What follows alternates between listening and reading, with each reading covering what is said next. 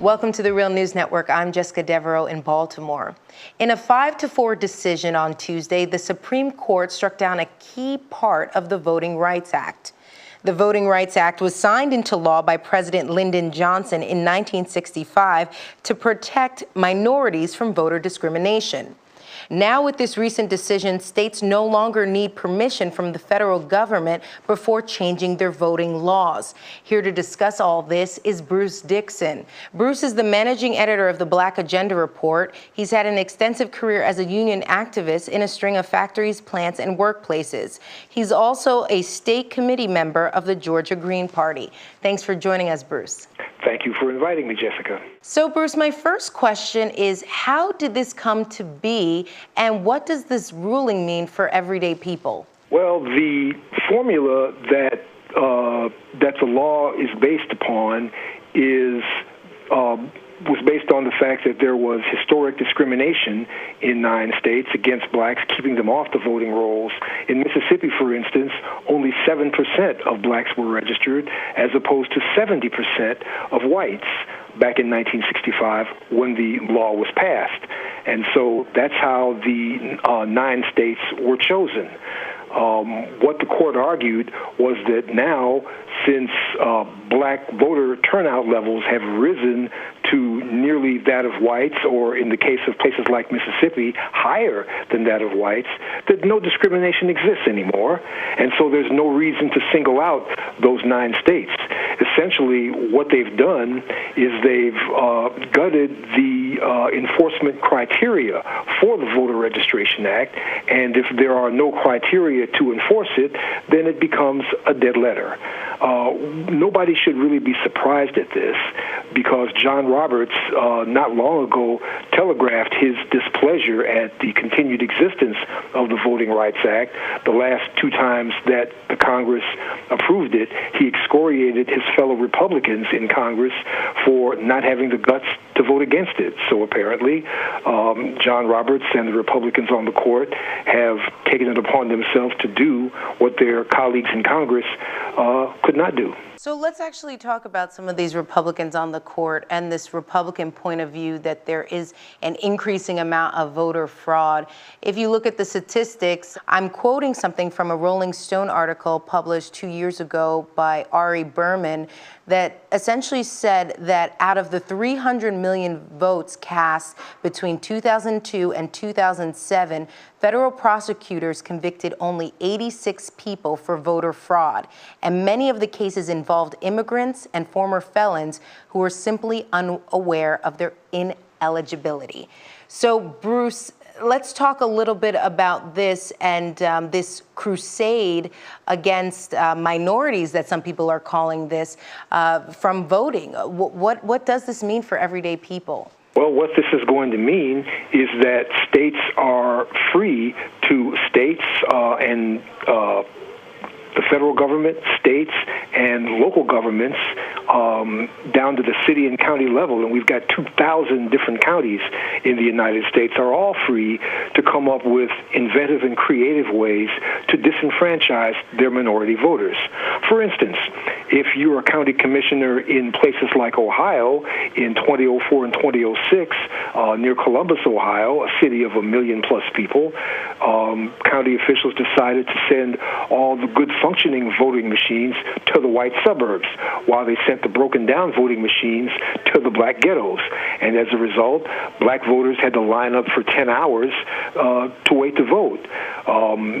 If you're a state official, you can come up with inventive felony disenfranchisement rules that require convicted felons, after they've served their sentences, to go through lengthy processes to restore their voting rights.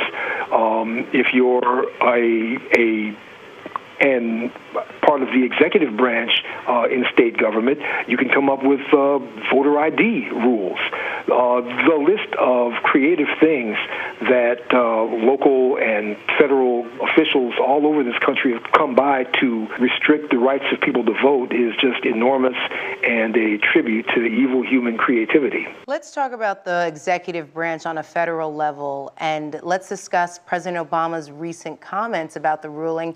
He says that he's deeply disappointed. What is your take on the president's reaction? Well, I'm sure the president is deeply disappointed because, after all, we have to note that the current black political class sprung into existence as a result of the Voting Rights Act. However, the president's last job before he became president was as the U.S. Senator from Illinois for 4 years, during which time he served on the Senate Judiciary Committee with John Kerry. Both of them were responsible for vetting Samuel Alito and John Roberts. There was talk who were nominated by George W. Bush during his term. There was talk of filibustering these gentlemen. There was talk of asking them sharp and pointed questions to reveal to the public their awful right-wing views. But both Senator Obama and Senator Kerry nixed all talk of a filibuster and asked them softball questions, and even voted to recommend Roberts to the full Senate. What they could have done is, for instance, they could have asked Alito and Roberts questions about both of their membership in the Federalist Society, a notorious right-wing legal society that has espoused basically the repeal of the 20th century for more than a generation now. But Obama and Kerry did nothing to block the ascension of some of these very judges that have led and have made this ruling. Also, we're hearing from Georgia Representative John Lewis, who was a civil rights leader and helped establish the Voting Rights Act and really fought for it. He's now saying that he is shocked and dismayed by the decision. Let's take a listen to what he had to say. In disbelief that members of the Supreme Court would take this position. We've come a distance, we made progress, but there's still progress to be made. I think what the Supreme Court did was to put a dagger in the very heart of the Voting Rights Act of 1965.